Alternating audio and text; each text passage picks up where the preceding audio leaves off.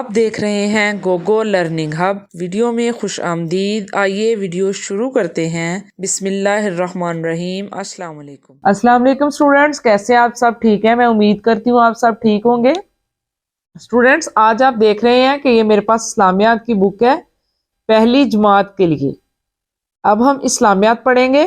جی students, ہم اپنی reading شروع کرتے ہیں۔ حفظ و ترجمہ۔ کلمہ طیبہ کا مطلب ہے پاکیزہ بات۔ اسلام کا پہلا کلمہ کلمہ طیبہ ہے۔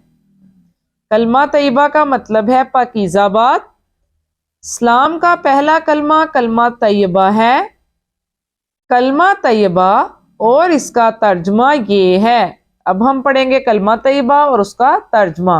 لا الہ الا اللہ محمد الرسول اللہ۔ ترجمہ: اللہ کے سوا کوئی عبادت کے لائق نہیں، حضرت محمد صلی اللہ علیہ وآلہ وسلم اللہ کے رسول ہیں۔ یہ کلمہ طیبہ کا ترجمہ ہے۔ اللہ کے سوا کوئی عبادت کے لائق نہیں، حضرت محمد صلی اللہ علیہ وآلہ وسلم اللہ کے رسول ہیں۔ کلمہ طیبہ کے پہلے حصے میں عقیدہ توحید کا بیان ہے اور دوسرے حصے میں اس بات کا اقرار ہے کہ حضرت محمد رسول اللہ خاتم النبیین صلی اللہ علیہ وآلہ وسلم اللہ تعالیٰ کے رسول ہیں۔ کلمہ طیبہ کو کلمہ توحید بھی کہتے ہیں۔ کلمہ طیبہ کو کلمہ توحید بھی کہتے ہیں۔ نبی کریم صلی اللہ علیہ وآلہ وسلم کا ارشاد ہے، جس کا آخری کلام لا الہ الا اللہ ہوگا وہ جنت میں داخل ہوگا۔ یعنی جو آخری کلام کا مطلب ہے مرتے ہوئے لا الہ الا اللہ، یعنی جو کلمہ پڑھے گا وہ مرتے ہوئے جس کو کلمہ نصیب ہوگا وہ جنت میں داخل ہوگا۔ نبی کریم صلی اللہ علیہ وآلہ وسلم کا ارشاد ہے، جس کا آخری کلام یعنی بات لا الہ الا اللہ ہوگا وہ جنت میں داخل ہوگا۔ جب کسی کام کا ارادہ کریں تو یہ کلمات کہنے چاہیے۔ انشاءاللہ۔ ترجمہ: اگر اللہ نے چاہا۔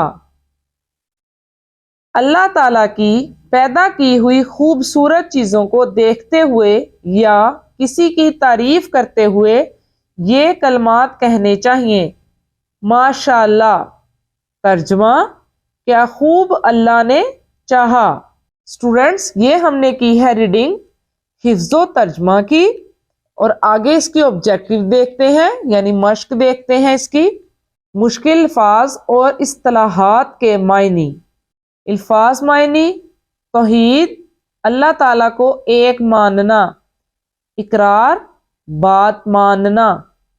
کلمہ طیبہ، پاکیزہ بات۔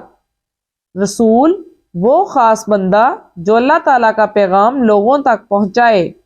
اس کی مشق ہے، سبق کے مطابق درست جوابات پر گڈ کا نشان لگائیں۔ دین اسلام کے پہلے کلمے کا نام ہے کلمہ طیبہ، کلمہ شہادت، کلمہ تمجید، کلمہ استغفار۔ کلمہ طیبہ، یہاں ٹک کریں گے۔ کسی کام کے ارادے کے وقت کلمات کہنے چاہیے: سبحان اللہ، انشاءاللہ، ماشاءاللہ، الحمدللہ۔ انشاءاللہ، اگر اللہ تعالیٰ نے چاہا۔ ترجمہ ہے الحمدللہ کا، انشاءاللہ کا، سبحان اللہ کا، اللہ اکبر کا، انشاءاللہ کا۔ کیا خوب اللہ تعالیٰ نے چاہا۔ ترجمہ ہے الحمدللہ کا، سبحان اللہ کا، ماشاءاللہ کا، انشاءاللہ کا، ماشاءاللہ کا۔ اب ہم نے آپشنز ٹک کر لیے ہیں۔ اب ہم دیکھتے ہیں یہاں کالم میچ کریں گے۔ مثال کے مطابق کالم الف کو کالم بے سے ملائیں۔